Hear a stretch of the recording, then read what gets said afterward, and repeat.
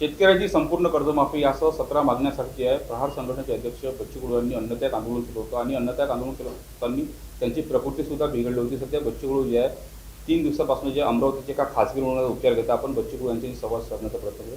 तो एकंदरीत काय सांगा, तुमची प्रकृती कशी आहे? आता तीन दिवसापासून हॉस्पिटलमध्ये ॲडमिट आहे. हां, आता बरी आहे. थोडे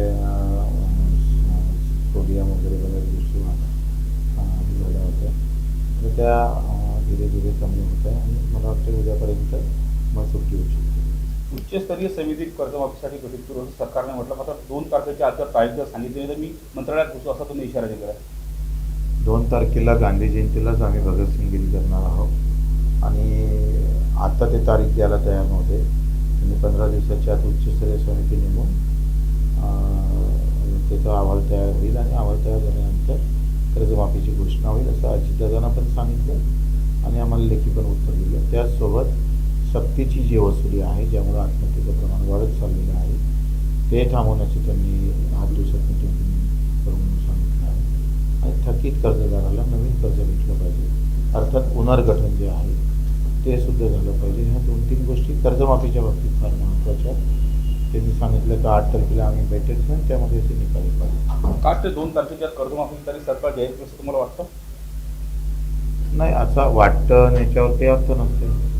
आपण त्याचा पाठपुरावा करून व्यवस्थित ते करू. सरकारचं कर्तव्य आहे की त्यांनी दिलेला शब्द पाळावा. नाही पाळलं तर आम्ही आमचा शब्द पूर्ण करू. जून आणि ऑक्टोबरमध्ये जर पाहिलं तर 4 महिन्याचा अवधी आहे. 4 महिन्यामध्ये संपूर्ण राज्यव्यापी दौरा करणारा राज्यातल्या प्रत्येक गावात जाणार, जिल्ह्यात जाणार आणि कर्जमाफी नेमकी कशी हवी सरकारला? 7 जुलैला मी सातारा, कोल्हापूर आणि सांगली या जिल्ह्याच्या बैठकी आम्ही घेत आहोत आणि तिकडे कोकणामध्ये 11 जुलैला आहे. नंतर 23 जून नागपूर राहील आणि 25 जूनला संभाजीनगरला. सगळ्या विभागाच्या कार्यकर्त्याच्या जे नवीन शेतकरी म्हणून सामील होत आहे त्यांच्या बैठकी घेतल्या जाईल आणि एक किसान दल म्हणजे आपण शेतकरी दल आपण निर्माण करतो आहे, ते सर्वपक्षीय सर्व जातीय राहणार आहे. त्याच्यात कुठलंही बंधन राहणार नाही. वोटिंग कोणालाही करा, मतदान कोणालाही करा, पक्षात कुठल्याही राहा, कुठल्याही जाती धर्माचे असू द्या, पण कष्टकरी आणि शेतकरी शेतमजुरांना एकत्रित होऊन लढलं पाहिजे.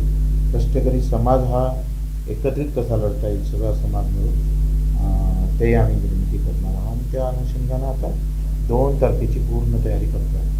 7 दिवस आंदोलनामध्ये जर फारसं संपूर्ण राज्यातले कार्यकर्ते आक्रमक कारवाई, दुसरीकडे तुमच्यावर दबाव येत असल्याची माहिती आहे. ईडीच्या कारवाईची अनेक कारवाई तुम्हाला आतमध्ये जाण्याची सुद्धा काहीतरी धमकी देण्यात आली, काय देण्यात आली? एका मुंबईतल्या एका मुख्य कार्यालयाचा विषय आहे. तिथे 2 आमदार जिल्ह्यातले होते आणि मुख्य ठिकाणी ह्या बैठकी झाल्या. ज्या प्रकारच्या सूचना दिल्या ती बातमी अधिकाऱ्याच्या माध्यमातून लीक झाली. आता त्या अधिकाऱ्याचं नाव सांगता येत नाही, परंतु ही वस्तुस्थिती आहे का कशा पद्धतीनं, कारण ही चाणक्य नीती आहे भाजपची. ते हे करणारच आहे आणि ते अपेक्षित आहे आम्हाला. त्यांनी का करू नये, सत्ता आहे तर ते करणारच, पण ते का करणार नाही?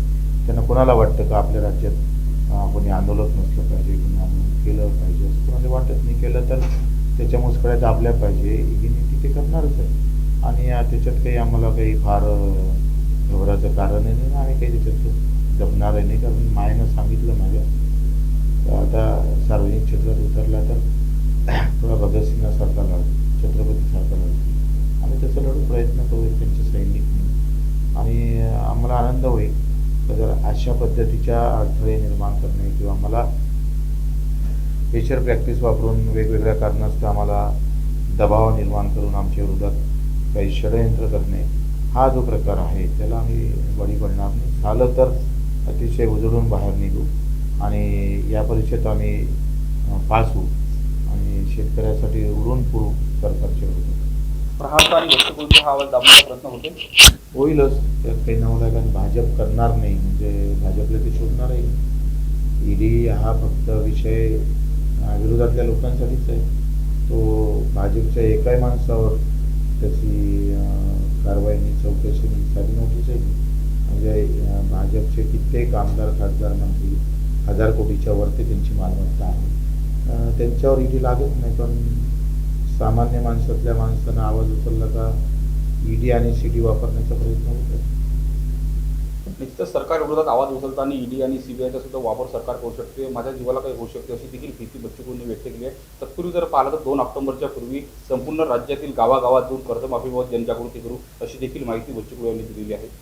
सूरज दहाट, लोकशाही मराठी, अमरावती. लोकशाही मराठी ऐका, पहा, जागरूक रहा.